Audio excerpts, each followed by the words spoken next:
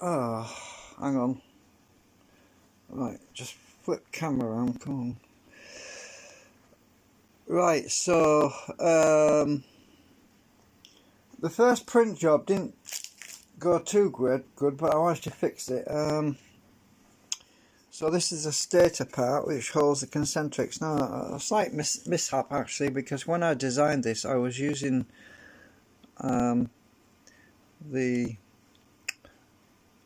accidentally I used the C6. Well, it was actually these concentric, I was using those instead of the C8, so these flipping holes ended up being too small. Yeah, that's what happens sometimes. So my intention was, let me just go and grab one. I'll grab all three actually, just a minute. My intention was to model that thing for these things, which I've already got, for the C8s, because these are actually larger diameter, but I went and slightly did an oversight because I didn't measure the damn things. So I was going to use these and get away. I think it's sticking. Magnet's sticking. I can't get this off here. Hang on. Trying to separate them. Actually, I can just use that one. So anyway, after I printed it, I realised that what I've done, because there's only a slight difference in the size, but yeah, the holes are too small, because I've gone and done it for the larger C6s, which the doubles, because these C6s actually use double magnets in there. There's one magnet, then another magnet, and if you can see, the doubled, and that's for the solid state one, which I did. So I went and, but no problem. So what I'm decided to do is, I'm not going to scrap anything. I've just printed the damn thing. It used about, what was it, 28 meters of plastic or something like that. So what I'm going to do is just print new concentrics. You know, the actual, instead of the C8s, I'm gonna go with I'm just going to print more of these, because these will fit. Now I've made them slightly smaller so that I can put the rubber liner on the outside, because I'm using self-amalgamating rubber, because that stops them slipping around, so that it gives some friction in there. The other thing that happened was, because this thing's so big, on my printer bed, my print bed slipped a cog.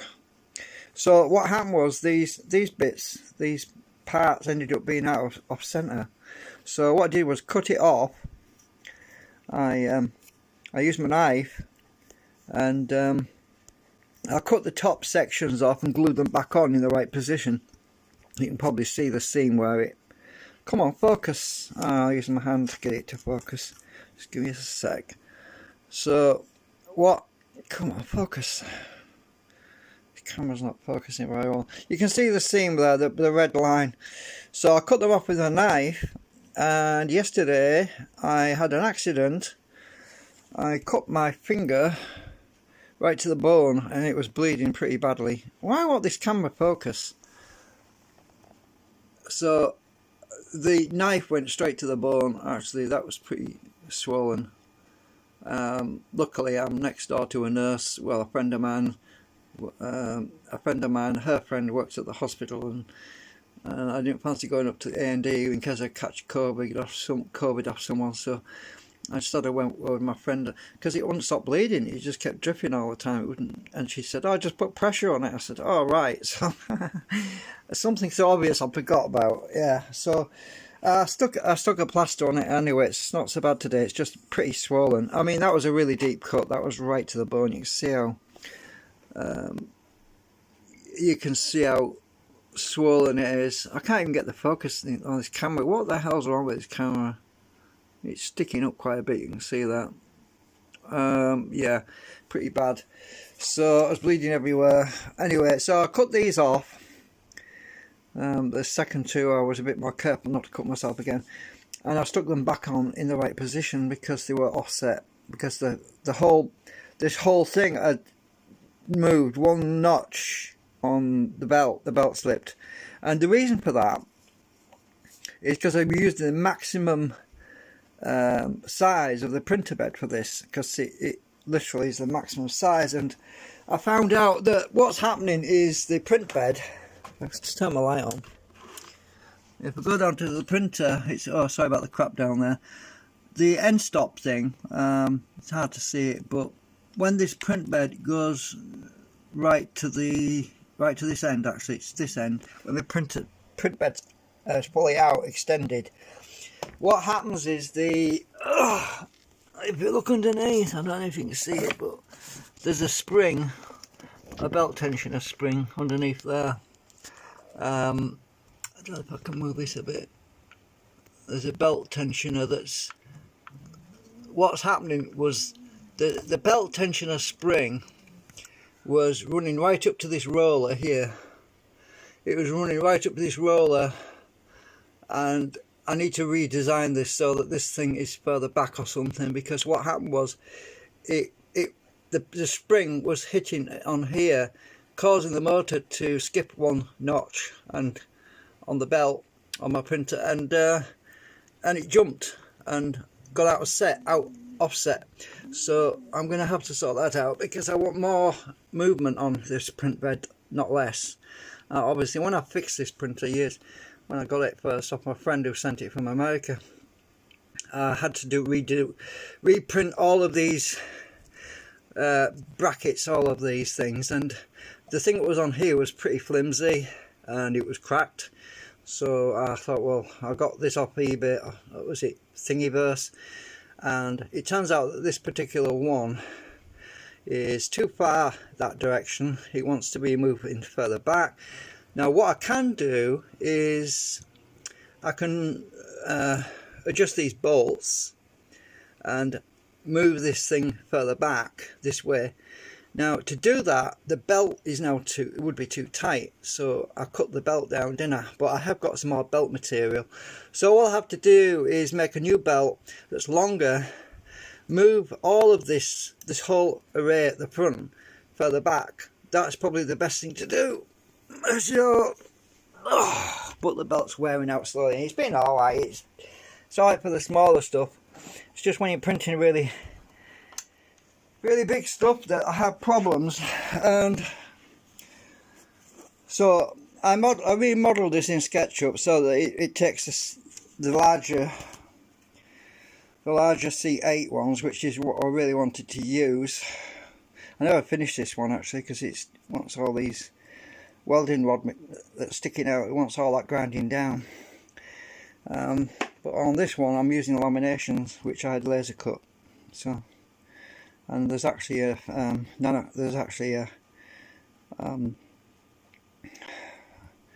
magnet in the middle, which is the I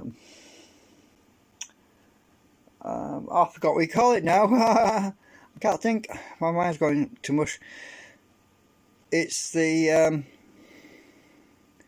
magnets that you can repolarize anyway. Yeah. So I want to use the bigger ones because of the timing and everything, and you get a much bigger field through all these shims. The metal steel shims that go down there, you get a bigger, wider area of activation when it's turned on. Whereas the smaller C60s were very constrained with these. These are the C60, which is a lot smaller than them. Oops, you can see how much smaller they are. So now, yesterday I was playing around with a previous concentric which I originally had on the bubbleator, which is why it's got this ring around it, which is actually just plastic. It's not plastic. I moulded that in resin, so this green material is actually what I dyed, and it's stuck around a concentric with the laser cut steel laminations with a ball on the end, on each end. I've been doing some testing with this particular one to see if that would be more advantageous, but not really, because that would fit. Well, it would sort of fit in here, but not very well. Well, the only way to do it is really to is to actually just print the new ones, which I'm going to do. So I'm going to print some new C6 things that will fit in my stator, because this is not going to fit very well. I could sit them on the top, I suppose, like that. Just a minute. If they were sitting on the top, like, it's awkward to hold this. Oh, camera's flipped again. What's going on with the camera today? I don't know. So that would sort of fit on there, but it's not ideal. So yeah, but I've still got loads of my steel laminations I had laser cut a few years back. They're all coated in oil, or sort of WD-40 anyway, and stored away wrapped in tissue paper, so I could use the steel laminations and then put my U-bracket on the end, sort of thing. And the reason for the plastic, it's just that, well, these were the plastic balls that were used in that previous self-centering arrangement that I did last year, was it? A few months back anyway. So I was just playing around with that one. Leave it stuck to the fire for now. But at least this came out good. I haven't sprayed it much acetone, and I've got to put the steel rails in the tracks, and my filament's literally virtually gone. I can't afford to buy any at the moment, so we're going to be stuck again, because, as I said, that's all the filament I've got left, and there's not enough filament on there to... There's just not enough filament there to do the rest of it all. I have to get another spool, which is going to cost me like 18 quid or something. So that's going to be on hold until I have the money, because I've got electric bills and gas bills and all that shit to take care of next Monday. So that's in 4 days, is it? Three days away. So anyway, but I'm happy about this thing.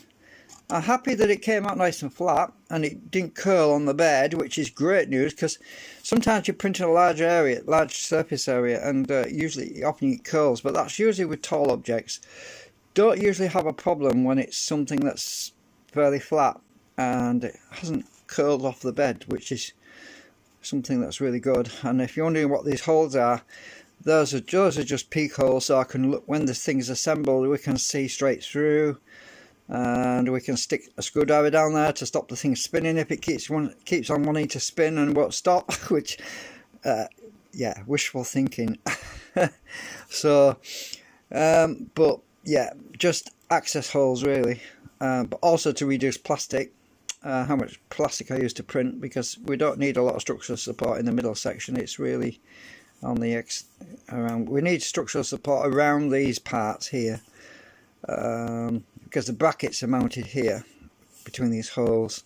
So the plastic brackets, which I'll have to 3D print them as well yet, they will be mounted in them across there, but I can't mount them to this until I've got the steel rails in these tracks embedded. So the new version, well, I've been doing a lot of tweaking to the model. I've printed this out on paper, and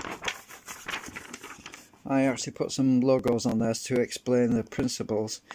If you're wondering what MFD means, that's motive force direction. That is the direction of the magnetic field that gives motive force. The motive force direction on the concentric is both in the upward and the downward direction, depending on the polarization. So the blue is, say, the south, and the red is the north. So basically, depending on how this is biased on this top end by the actual rotor disc, which you can only see the top, well, the edge of it there, above there. Depending on the biasing, we have a motive force of an upward and downward direction against the segments, and the segments have a motive force that's in a rotational direction, because these things want to slide in one direction. They don't want to go in any other direction because of the arrangement of the magnets in the segments. So yeah, just a little bit of a explanation on that. So anyway, that's it for now. Just wanted to show you the stator part, really. Yeah. So we'll keep you updated when I get some more news. Right, bye for now.